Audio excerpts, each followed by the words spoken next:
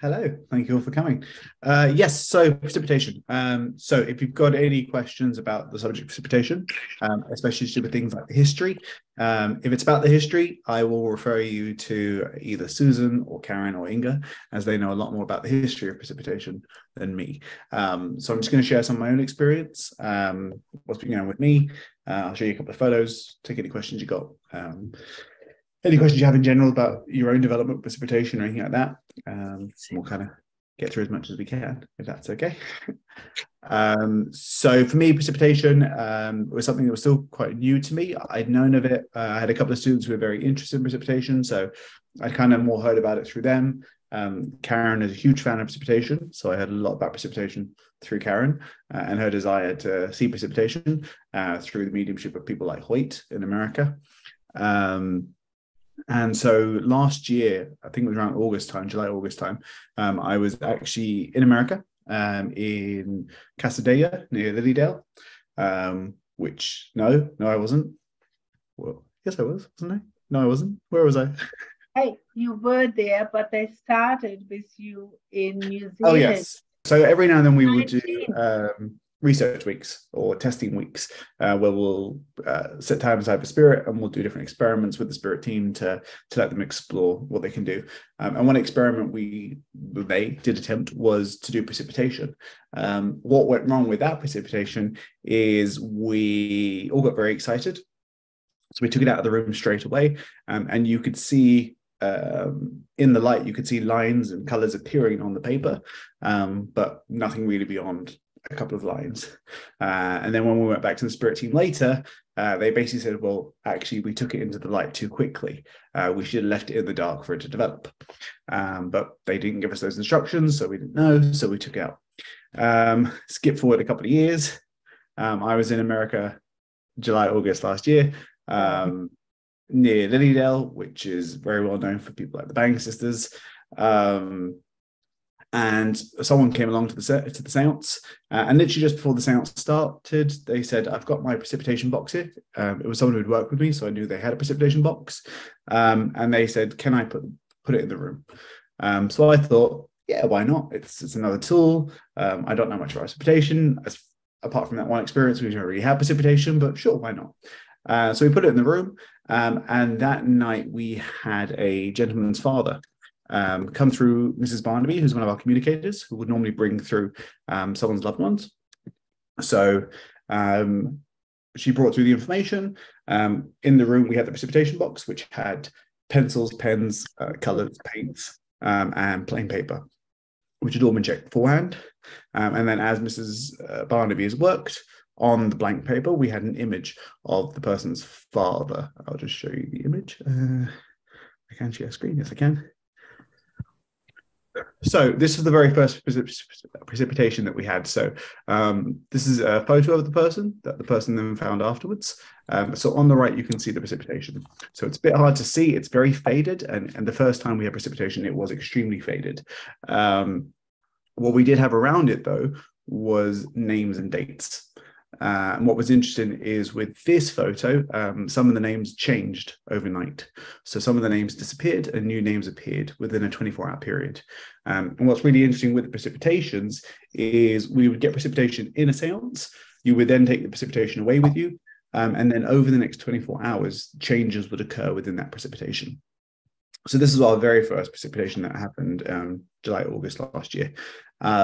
Spirit explained that they were still learning the whole process of it and how they did it. So when they next came to do it, we had a much better precipitation. So they had understood where they went wrong. This may not be the second one, but it's one of the first ones we had. So this is one of the ones we had not long afterwards. So they perfected how to get an image to become clearer. What they would do is they would cover the image to protect it, so that when it's introduced to light, the image itself isn't fading. So you're not going to damage the precipitation. So that can continue to develop over 24 hours. So again, this image, we had names around it. And the gentleman actually took photos of the image over the next 24 hours. So that was the image as he left the seance room. Within 24 hours, the image had fully developed. And that's a photo of the person that they found afterwards. So it's gone from being extremely faded wherever that's gone, to 24 hours later, having fully developed. And so what we'd have that happen with quite a few of the precipitations, that names and stuff would appear within 24 hours. Karen, was it your mother whose glasses appeared over 24 hours? Yeah, my mum's picture didn't have any glasses at all. And then as we were watching it overnight virtually, the glasses then appeared. So what they're doing with the precipitation, or what they have been doing with the precipitation with me, is, to begin with, they would use the sitter as the medium. So they would normally ask you to have an image in your mind of your loved one, how you remembered your loved one. And that's normally the image that would appear on the paper. So the image that's in the sitter's mind would appear on the paper. As spirit are progressing, they're wanting to get more of letting the spirit world themselves either pick the images or create images. So what was interesting is, as it's adapted, it would go from these dark black and white images. That was July 2022. We would then start to get color images. So the images would appear, but they would have color, which I don't actually have. One of the last ones we had is a seance not long ago. We had a gentleman who is a Sai Baba devotee. And as he was sitting in the seance, Mrs. Barnaby came through, brought through a dad of a friend of his. So it wasn't even his connection, it was a friend of his dad who was also a Sai Baba devotee. Now, what was interesting is we ended up at the end of the seance with this image.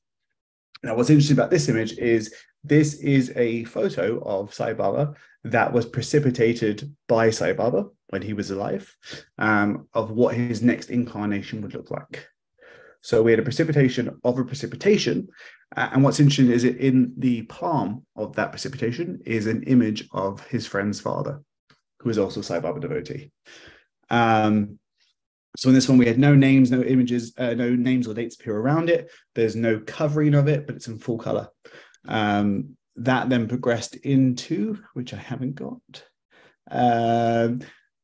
when we were doing our testing week in Ibiza not long ago. We had a friend of ours who created a photo of herself, but it's a photo that we can't find on this side of life. When we confirm with her husband, the husband remembers that his wife used to look like that, but he can't find a photo that matches that. So they're progressing now into the stage where they are actually creating images for themselves that don't necessarily always exist on this side of life. And then Mary had, in one of our last seance, just if anyone who's not aware of precipitation, normally if you look at precipitation in the past, it looks much better than this. So for example, this is a horrible photo of me with the Bang sisters. So that's precipitation is what they used to look like back when the Bang sisters were around. And hopefully we'll get back to that. But yeah, so if you're interested in the history of precipitation, then something like that's what you want to look for. Mine is still very in the early stages. So Spirit is still doing a lot of development with it. But it's easy to see how it's progressing and how it's changing, going from images that exist on our side within our minds to where they're now creating images that don't exist on our side of life, but have the resemblance of the loved one. And recently, when we were in America last time, Mary, her group, had an image of a spirit person, someone in their spirit team who hasn't had an earthly life, but created an image of themselves, how they would look if they had human form, so they could be recognized to our side of life. Yes, that's exactly what happened. Now, Go ahead. I'm sorry. So I was going to say, so what's interesting with precipitation, and it's not just precipitated images, it can be precipitated writing. And one of the reasons why, again, they will try and protect the precipitation is over time, it will fade. Now, if we look at the first photo I showed you, that was very faded to begin with already because they hadn't perfected the technique. So it wasn't going to last very long. They then learned to perfect that. With Mary's image, it started to fade very quickly. That's her image there. Yeah. And it's already started to fade. Yeah, it has. Very interesting. So that's an image of what they would have looked like if they had human form, but they don't. Now, what's interesting about precipitation is different people are different. So if you are looking to develop your own precipitation, you may find that you're better off with pencils, crayons, charcoal, paint, whether that be water paint or I don't know much about paint. There's different types of paint, water-based or acrylic-based or something like that. So it's about finding what works for you and for your team. Again, we look at Hoyt. He gets precipitation on cards. He used to get precipitations on silk. There's an old form of doing it as well. Any questions at all? Gary, why are the pages all crunched up or folded? So as spirit, or as they're learning to perfect the technique, they are creating friction on the paper. So you'll have some of the papers in the room are completely destroyed or are ripped up. The first precipitations we would get, as well as being scrunched, you would have rips in the paper or parts of the paper missing. As that's progressing, we're getting less and less. So, for example, the image of Sai Baba, there's no creases in that. That's a complete image. So as they were learning, they were creating friction on the paper as they were applying color, and that was creating all the crinkles and stuff, which is getting less and less as it's progressing now. What do they say? Anyone else? One of the issues with some of the pictures, people say that they look like cutouts, that they've been cut out of somewhere and just sort of stuck on. Okay, yeah, I mean, yeah, it's, I don't want to say that really. Like I say, so for a lot of the images we have, they are images of people who, it's either been the images that's in the person's mind most of the time, or precipitations are often being given to people who weren't meant to be at the seance or only showed up to the seance last minute. So there's quite a few of the precipitations we've had of people who literally decided in the last 5 or 10 minutes that they were coming to the seance, or weren't meant to be at the seance and ended up at the seance. So anyone who thinks about fraud or anything like that, there's no way to kind of pre-plan things like that. Again, most of these precipitations started when I was in America, so I'm thousands of miles away from home, with different hosts on different days, not given the list beforehand of who's going to be at the seance, who's attending. But again, now we're getting images that don't even exist on our side life, which is great, but have the resemblance of the loved one. That's definitely progressing nicely, thankfully. Gary, if you look at the precipitation that is with the picture of the man in blue, that was not, it did not look like that where a cutout. That was truly, and that was done last July. When Gary was in Schenectady. Oh yeah, Marissa's grandfather, wasn't it? Grandfather. And then he spoke also. Yeah, I was going to say, what was great about that one is, so Mr. Barnaby comes through, we get the image, we also get a full conversation with the gentleman in Italian with his loved one. Yes. And then that's the image. And again, it's the image that was in the person's mind at the time. That's all lovely. Tom? Yeah, I was wondering, is there a reason why they come through as a picture, based on a picture that was taken while they were on this planet? Or why don't they just come through as they think they should show to make people know that who they are, right? Yes, so that is definitely how they're progressing. So as they're now creating images that don't exist on our side, it's a bit like mental mediumship though. So they're going to come through in a way that they can be recognized. So, if your father was a drunk alcoholic in life, he may have moved past that now in spirit. But if he was to come through and someone said, I've got a guy here who's got wings and everything, you'd go, well, that's not my father. Or not how I remember my father. But also the first precipitations we get are taking images from us, our minds, us as the sitters. So they're going to be images that we know of or that we can recognize. And as they're progressing, they're moving away more into independent images. But it's still going to have a likeness of the person so that we can accept it as that person. Thanks, Gary. Well, then you've got someone like Mary, who's got an image of somebody who isn't necessarily a loved one, who's part of her team. So there are no photos of that person, I think. Thanks, Gary. I don't think he is. Sunshine? Yes, I was wondering, have you ever thought of placing like a recording device on the photo after, or on the precipitation afterwards? You know how you said that it gets darker or glasses Mhm. appear, and maybe you could have like a video showing that, or it fades. It definitely would be interesting. I mean, part of the issue that what I have is, as far as I'm concerned, if something is given to someone in a seance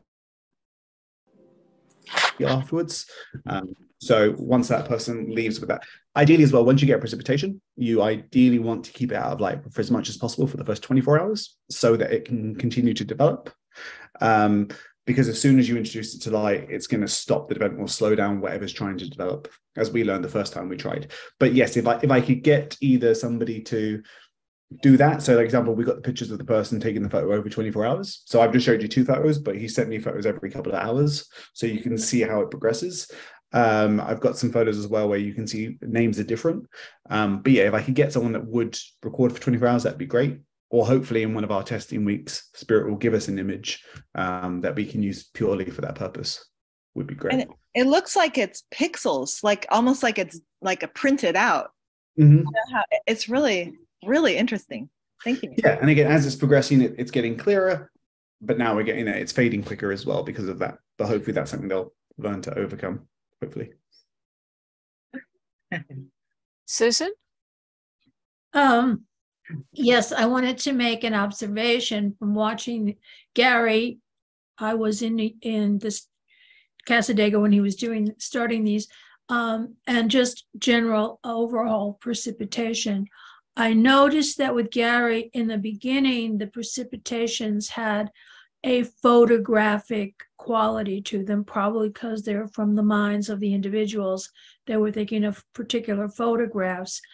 I also noticed that Hoyt Robinette's images are very photographic. If you look at the technique, because I've looped them, and parts of them look like a halftone dot printed piece, and half of it looks like it's painted with paint. So that photographic quality is one that you get. But your later images, Gary, look more like the Banks sisters and the Campbell brothers images, which were done in pastel, look like pastel paintings from the 1800s. So you're moving into that pastel look, but it's interesting that it's gone from a photographic, which is a more contemporary style, into an older style of the pictures. The interesting thing, though, is the Banks sisters paintings did not deteriorate. They look as fresh today as when they painted them. Yeah, that is a good point. Yeah. But I do think being up, so for some reason, other people have said this, the area up near the Lilydale and the lakes, the whole lakes up there, is a region that tends to promote mediumship. Yeah, I mean, it's not common. When we look at physical mediumship, a lot of it is contagious. So if you sit with a physical medium, sometimes it can kickstart or enhance your own development. So a great example is something like EVP. You've never had EVPs. All of a sudden you sit with someone who gets EVPs and you're getting EVPs. Table tipping is another very common one that's quite contagious. So it's very possible that if you, in that area, the energy may be very well suited towards things like precipitation. That's very common. Or not uncommon. It's very I've been asked, what is precipitation? The definition of precipitated art is it's art that's created by the spirit world and human hands do not touch it. So, for example, the Banks sisters paintings have no brush strokes or anything that would indicate that a hand had anything to do with the image. That's interesting. Okay, thank you for that. I just thought of precipitation as something falling like rain or snow. So this is what, so I understand that now. Thank you. You could look at it as ectoplasm falling on the canvas. Thank you. And so similar to that, if you look at, say, spirit artists where they paint the pictures, one of the reasons why they can paint so quickly is because spirit will use ectoplasm to stop colors mixing. So you'll often get smells of ether and stuff like that when a lot of spirit artists are working, especially the ones working with paints and things like that. And that's not uncommon. Also, if we look at things like spirit photography, one thing that's often overlooked with spirit photography is it's the person taking the photo that's often the medium. So you'll see some people, Sharon Taggart can probably take a photo of anyone and get amazing results. And that's because she is the medium for that type of phenomena. So she's enabling that to happen. It's not the person that's getting the photo, it's the person taking the photo most of the time. Let's bring Inga and Karen in on this. They've got their hand up, so they're prepared to share something. Which one of you? I wanted to first say to Sunshine, I did video one, but it was so quick. As I was watching the man form, the outline was coming. So I grabbed my camera really quickly because I grabbed it really quickly and the hair went, I had no hair and it went, and all the hair formed, but in a second. And I really just wasn't quick enough, but we have 5 days, so I have a bit of time to practice. Fantastic. Gloria. I think this has been explained in previous global gatherings, and I've just forgotten. With the Bang sisters, did they have blank canvases in the room and then the pictures appeared on there? Thank you, Susan. She's nodding yes. Okay. And Gary, if I understand this correctly, Spirit is using you or coming through you to put the energy in, because the Bang sisters didn't use a box. So you could theoretically do what the Bang sisters did because it's coming through you. You just discovered this by trying it with a box. Pretty much, yeah. In theory, yes. We don't know that if we didn't try and sit a different way, it wouldn't work a different way. And in precipitation, again, does cover a big umbrella. So we normally think of things like the Bang sisters, but slate writing would be a form of precipitation. Again, Hoyt's doing it on things like silk. That's precipitation itself. So yeah, so we can try different things. So again, slates, I'd never worked with slates before. We did a kind of research week not long ago in Ibiza. And there we decided to do some experiments with slates for the first time. Actually, I have an image of that. I will show you if it works. So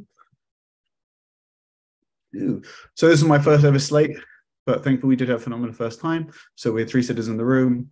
What was interesting there is we got a little sample of ectoplasm on the slide as well. So again, that in theory would be another form of precipitation. So nobody's physically touched that.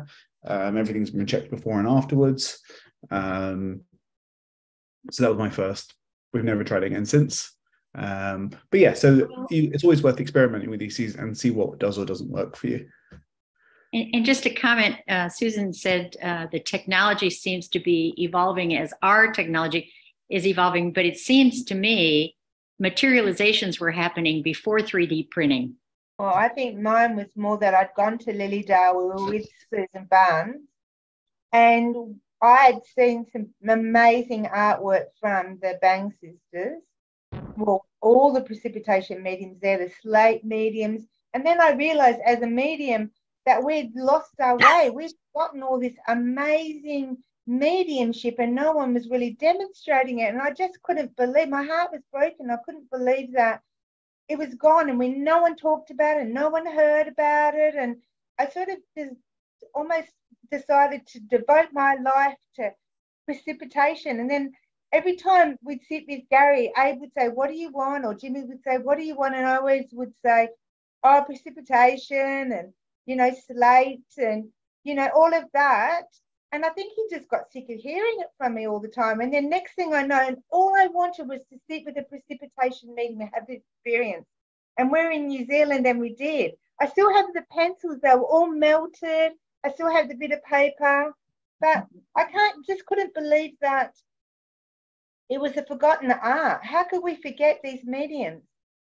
But anyway, we did, and they're back. Susan? Except Karen, the ones that we haven't got the slate writing mediums back. I'm right now in my history studying Keeler and the slate mediums, and there was stuff they did back then with writing. There was one guy who used to get letters from the spirit world for people. I mean, and we just don't have anybody that does stuff like that. Susan, yes, we do. Mannion, he started already. Yes, yeah, but he's not a slate writer. I mean, he does a little bit of all of it. We just haven't. Yeah, if we watched it, it was incredible. Hey, I've bought so many slates. He's got plenty of slates to practice on. Okay, well, I do too, I'll Karen. compare you to Keeler. Yeah. You just wait what's happened. You just wait.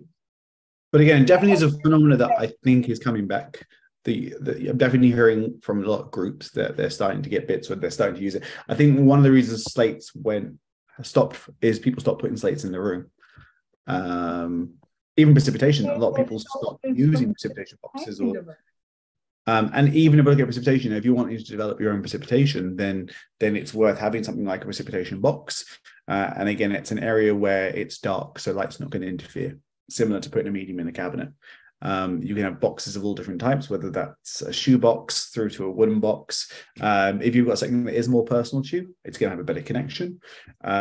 Like table tipping, if you're wanting to develop precipitation, I think that you should sit with your box for a good 10-15 minutes in your cabinet, connect with its energy, set the intention of what you're wanting from it.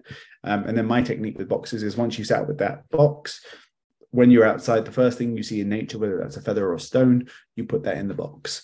Other people like to have one of each element in the box. So they'll have something that represents earth, fire, wind, and water. And they'll put that in the box to help activate it. And then it's about working out what's going to be best for you. So you may be better off with paints or crayons or felt tips. So it's about working what's going to work best for you and your team. Because if you're sitting with paints and paints aren't right for your energy, then it's just not going to work. Does Hoyt Robinette use a precipitation box? I don't know. Susan's nodding. Yeah. Well, I have to say yes. And the other thing that they use is gel pens. Those pens with the inks in them. Those are the ones that also work very well with precipitation. And you can see the inks going down on the different pens as they do the drawings. What Hoyt does is Hoyt has a basket that is a light-proof basket, and he takes the index cards and layers them with gel pens and all kinds of different writing devices. Even if it's just a line. He puts the box down and then gives everybody in the room a reading, and then he opens the box and there's a card for everyone in the room with names on the back and an image on the front. Fantastic. Yeah, he uses a box that it's like a woven box, but it doesn't have let light in. Yeah. Karen or Inga? Yeah, I'm just saying, I'm looking at the moment at 3 mediums who all do precipitation in different ways. So I had a discussion with Abraham about it. And like one of them is Kai, for instance, who has this first time I ever met him. He came to Australia. He didn't know anyone, nothing. And he had this big sheet of ectoplasm in front of him. And there were big pictures of loved ones in this ectoplasm, 5 people.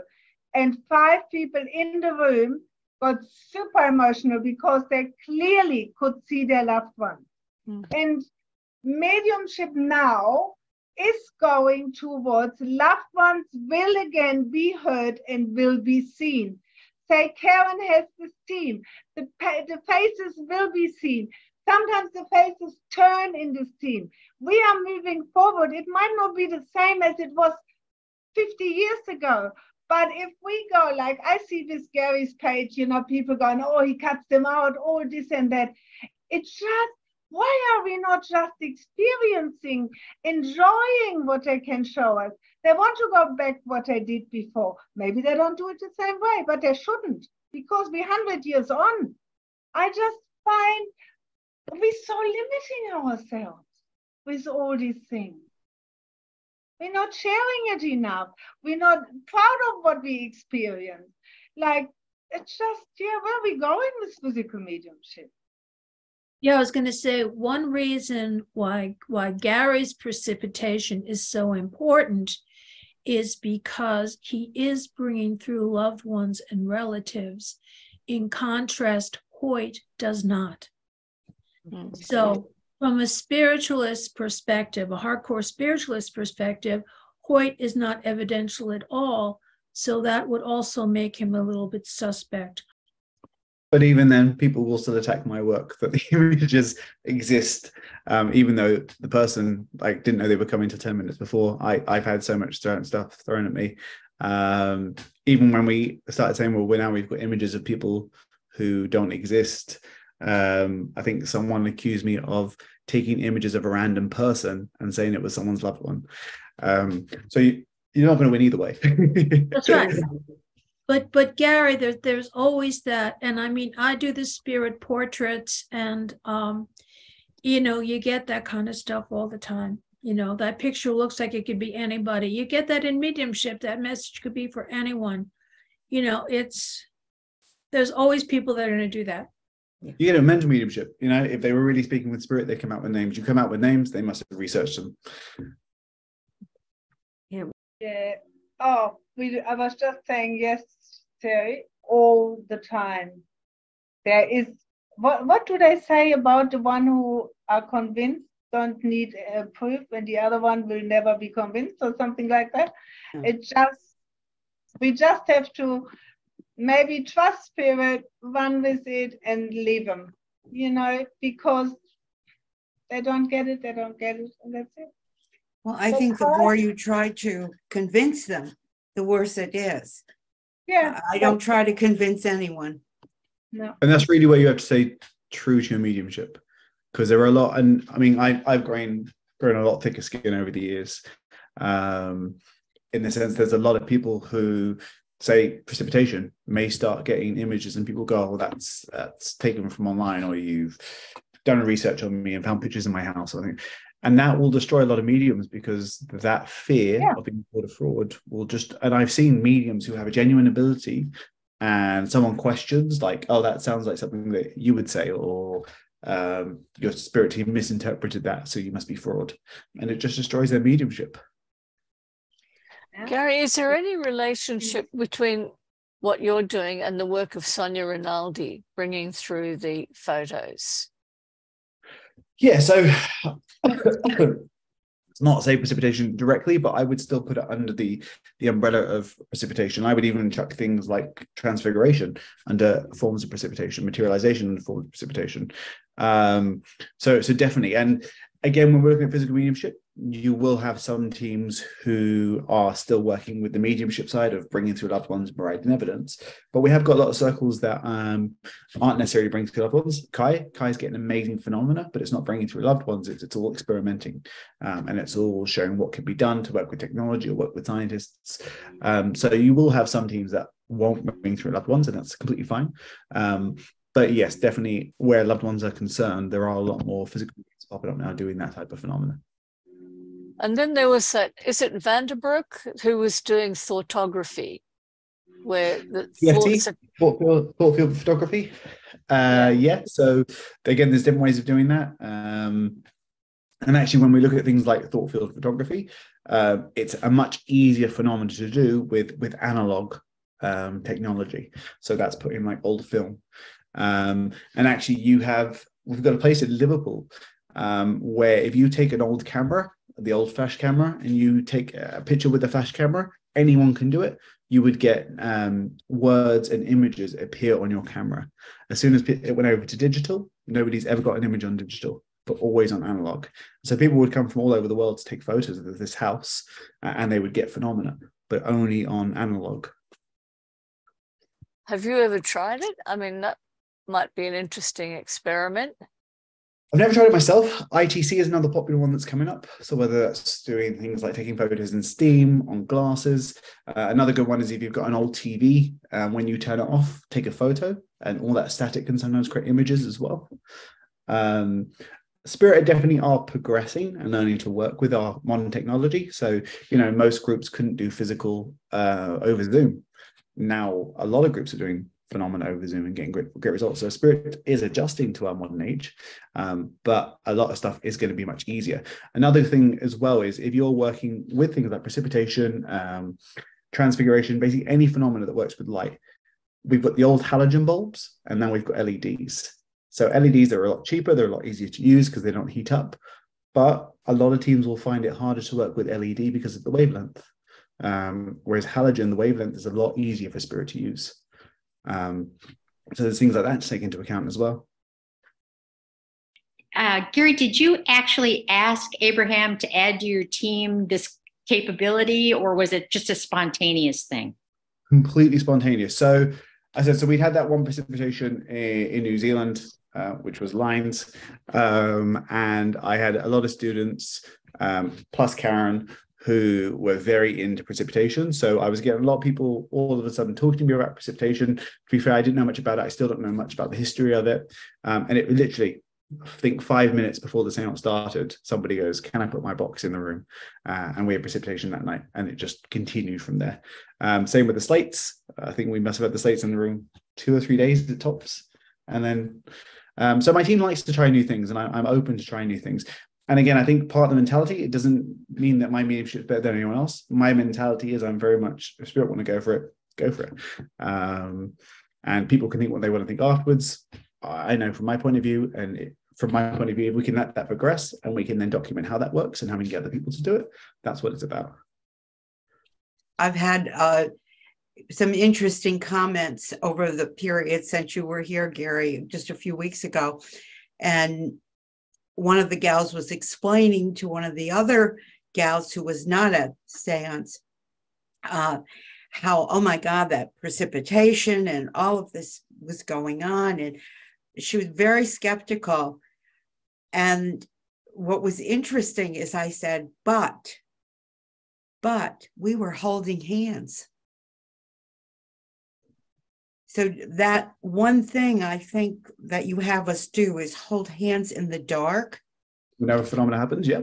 Is critical, because then, as I said to the one gal, we were holding hands. So I know the person next to me didn't get up and do something or create this phenomena. So I think that's a critical thing that you do. You have them do. Also, I mean, you were the first stop I made in America, and the first thing I did when I got chills was ask you to check my bag. So you could see there was nothing hidden in there. There was no precipitation or anything like that. And all those precipitations came afterwards. Gary, are you restrained during the precipitation? Yep, just to make it a bit more fun. I get tied up with cable ties. I think people need to remember that the medium is restrained and everybody else is holding hands. So I'm restrained. I'll often be checked during the seance as well. We also have the ends cut off the cable ties so that at the end we can verify it's the same cable tie. They're not being changed at all. Most of the time I will let the hosts themselves provide the cable ties. If I provide cable ties, they're normally police grade, or we use cable ties provided by the hosts. Some locations we use, like the place in Somerset, we'll use a different color for each one of my limbs. I've had duct tape, I've had rope, I've had cable ties and duct tape. Yes. Inga, you're going to add something. Yes, we have had duct tape over the cable ties because motion sensors. And Jimmy goes to me, "You don't want much, huh?" I go, "No, let's do it, let's try it." So they did a great job. They took him out of the cabinet. They built ectoplasmic, I guess it was probably more photoplasmic foam on the other side. So one side of the sitters felt, sorry, Gary, the little bit not so six-pack. And then on the other side, the people felt the men with the six-pack and really wide shoulders. And then they moved Gary's body and the other form walked around to the other side. So that we felt the opposite. Oh, we have had so much fun. But what you need to remember, and I probably get slapped for this, but you need to remember when you have mediums in the cabinet, you need to tie them on the wrist. And you need them tight on the wrist and if possible on the legs. I'm not being a bitch about this, but I believe that if people pay money, they come for an event, they don't know the medium, say, and when they see how we tie Gary in so tight, and yes, in light, they have shown us how they take him out, they put him back in. We just saw it with Tom. They took him in red light out, put him back into vines.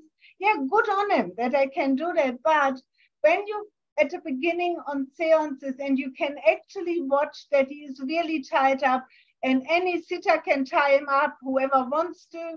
Everyone can check the room, everyone can check the cabinet, and the medium, and us at Time Circle, and make sure that they're tied. They all can go and check it over and over if they want. But it sets them in a different mindset. So the spirit team doesn't have to overcome all this. You know what? They're not even tied. They could do it themselves. How would that happen otherwise, unless the medium is in the room? And all this, you really, I think people should think about that. That it would be better. It is. It's finding that line. So we want to give the medium full reign, in the sense of, we're not here to judge you. We're here to let your team work. And even the research that we're doing and we want to do with other mediums, it's spirit led. So it's very much medium and spirit led. It's not about trying to prove or disprove it. It's documenting how it works.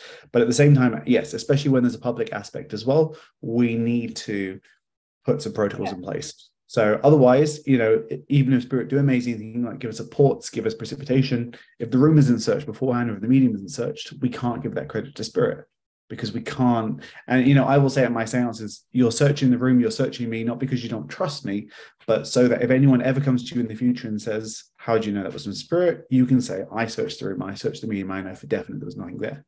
And one of the worst encounters I've ever had is, I had a seance a couple of years ago, and this woman had her father come through, Mrs. Barnaby. She was getting information that nobody else knew, that isn't published anywhere, and someone managed to ruin her experience. So in her mind, she believes that I was running around the room, but I'm this amazing mental medium.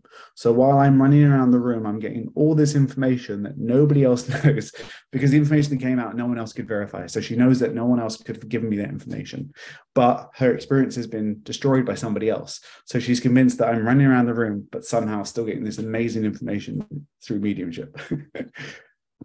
But also with the precipitation, as you were saying, we just put, the lady brought the box in. I asked Jimmy about it, and he goes, we started precipitation years before. We worked behind the scenes for a very long time.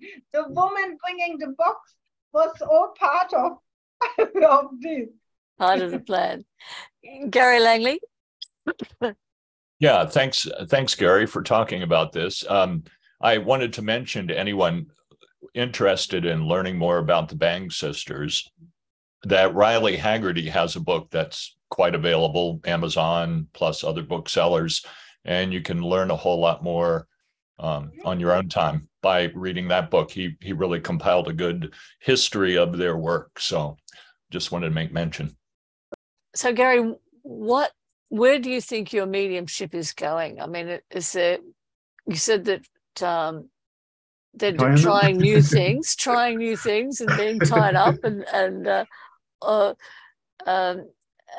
what's happening with your experiments with Eckhart? Are they going ahead? Yes. So with Eckhart now, it's going to be later in the year. He's had to push his dates back, but I've still got Karen and Inga joining me tomorrow for 5 days of experiments.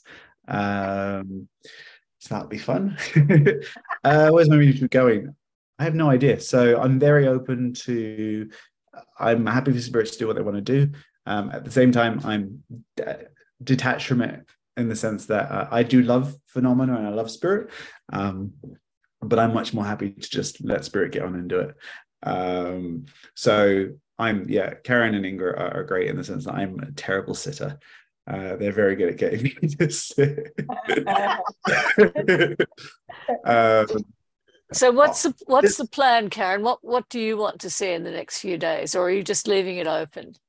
Oh no, I don't. I listed off from 1 to 100 of all the things that I'd like to have experience, and we always have like a plan or some form of educational base, like how did it happen? Where has it happened before? Who was like say precipitation, for example, with the faces in cryos ectoplasm, what energy was used? how does it work? How is it the same as Gary? So we're always thinking, how did that happen? And then we have 100, but even now we brainstorm so many questions. Where is that going and where is it headed? And we literally have, because Gary's team, they're brilliant communicators, and they just expect that we know what's coming next, and we kind of do somehow. I have everything laid out. We'll have every possibility, and we just say, what can we bring in? And they just tell us what they're going to work with. So where are these experiments going to be taking place? My house this time. So we were going to use Somerset, but now Eckhardt's pushed it back. I've got a seance room at the back, so we're going to use my house for the next couple of days before we go on to Switzerland. So yeah, it should be a fun couple of days. Where my mediumship is going, I have no idea. I do think physical mediumship is going to come away from the public eye. For me personally, I think I'm going to go more into research, because my main thing is on the one hand, yes, I want to document how it works, but I also want to learn how it works to get other people to be able to do it, because I'm not going to be able to do this forever. I can feel the effect it's having on me, and as much as they're doing new things, I know that it's going to be a limited time. So I want to get as much out there as possible with research, and there are so many circles around that will never go public beyond having a few guests in, but there is so much phenomena going on in the moment of the world, just most people don't know. And there's a lot more women now doing it as well, which was uncommon. That just won't go public. Can I say something to that? Yeah, so when we have been speaking to spirit communicators, just what Gary was saying, their aim is to take the mediums out of the public and bringing it back how it was in the past. The mediums would sit with their circle, they invite people to come to the circle and develop their phenomena that way before they take it out. And so it is going back, or the plan they have is going back to loved ones are being seen and heard, as there also more mass passings will come, and that's the time when physical mediumship is required, like it was Helen Duncan time, wartime. It brings so much hope and so much healing that loved ones are seen and heard, that they really want to go back to that. They really, really want to go back to that. What about bringing cameras in so that the materializations, I mean, it's all very well to say this is going to happen in home circles, but the whole world needs to have this information. How are we going to get this message out to the people who can't go? I have to say goodbye. Bye, Gary. Bye. Thanks, Mary. Bye, everyone. They're very much happy. Like some teams work with technology. They know they need to work with technology.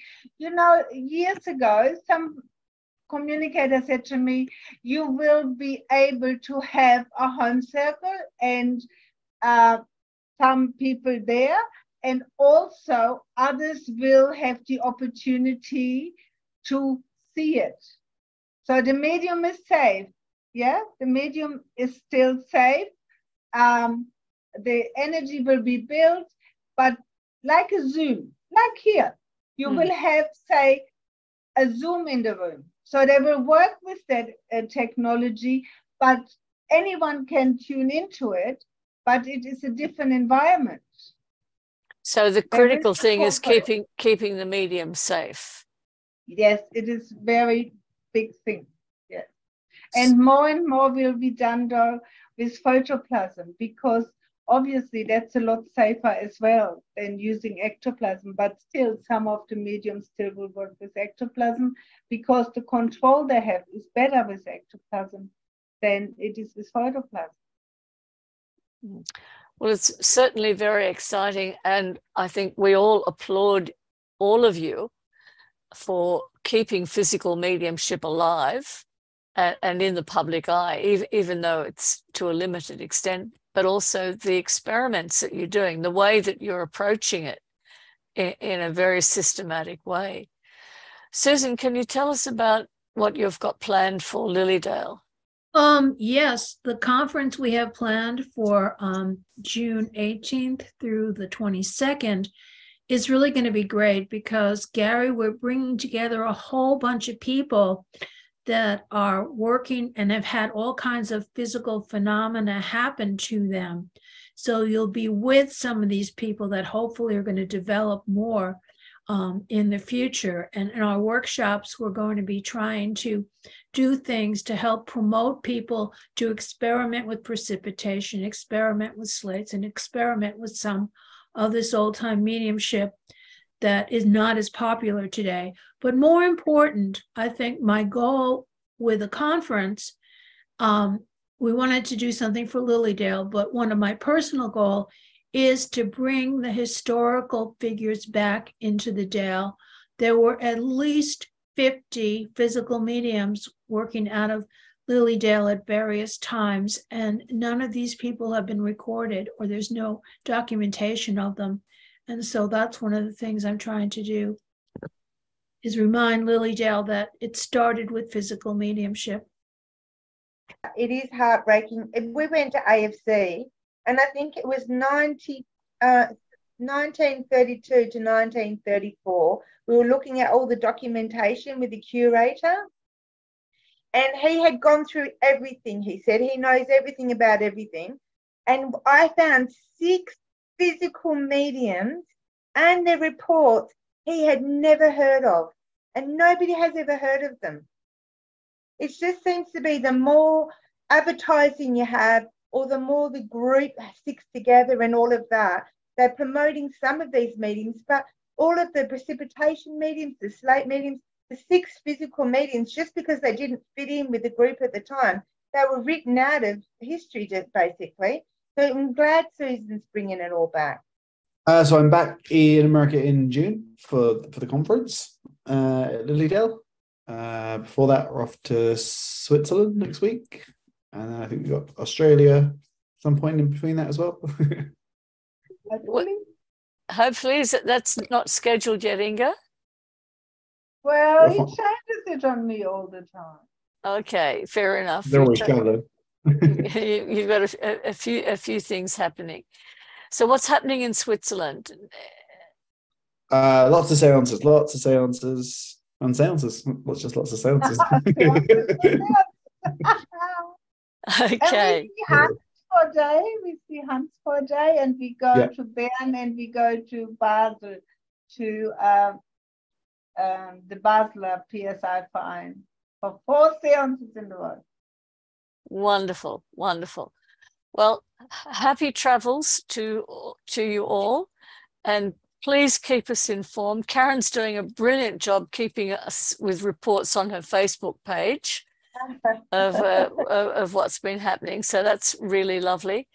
And we look forward to hearing from you again when you've got some time. Come join us and keep us informed. Yes, thank you so much, Gary and Inga and Karen. This was and Susan too. Great information, inspiring, and much appreciated. Well, I just wanted to say that I did go to one of Gary's physical mediumship demonstrations. It was the healing night in Schenectady.